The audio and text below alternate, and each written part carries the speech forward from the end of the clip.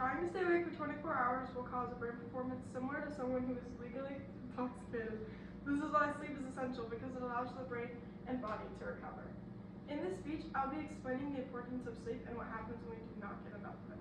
Getting enough sleep improves memory, learning, immune function, and our emotional well-being. Sleep helps the brain store new information and improves learning, and this is why that cramming is discouraged in academic spaces, because it does not help with your learning. You're probably going to forget everything.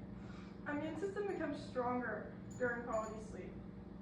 That's why the doctor tells you to get 8 hours of sleep every night, because it will decrease risk of infection. Instead of an apple a day keeps the doctor away, I would recommend 8 hours of restful sleep keeps the doctor away. Not getting enough sleep results in reduced concentration, slow reaction times, and it can actually cause increased risk of health problems, which is what the National Institute of Health says. It can cause high blood pressure, heart disease, and other medical conditions, and it gives tips on how to get a good night's sleep.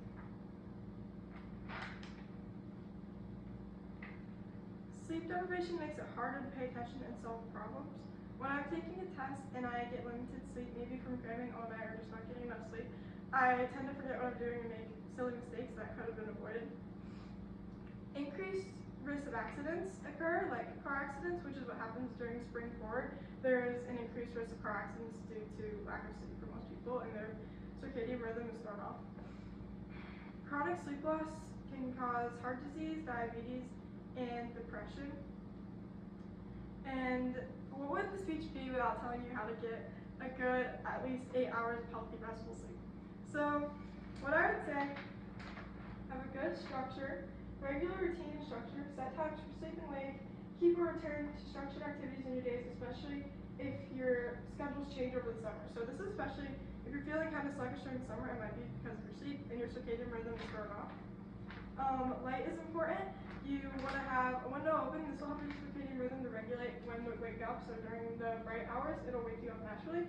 And that'll make you not even need a watch or a clock to wake up, an alarm. Electronics, limit the use before bed because the light can cause trouble with your sleep, throw off your circadian rhythm. Exercise regularly. This will allow you to be tired. It'll reduce stress and improve your mood, which all helps with sleep.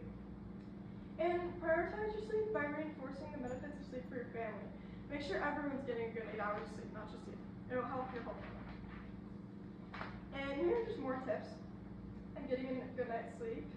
And yeah, so practice healthy habits during the day, create a good sleeping environment, take time to relax before bed. This is all super essential to getting a good night's sleep. And even if you do end up falling asleep, it'll improve the quality of your sleep and allow you to get into REM more easily. So, in conclusion, understanding the science behind sleep shows why not getting enough rest is one of the worst ways to damage your health, and getting enough rest will greatly improve your health. And I would recommend to anyone who's struggling in life, don't go harder, but rest more and get more sleep, because it'll actually benefit you more than not getting enough sleep. So, thank you for listening to my speech. Okay, I'm done now.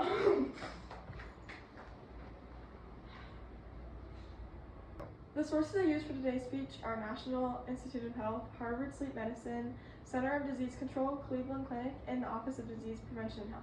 Thank you.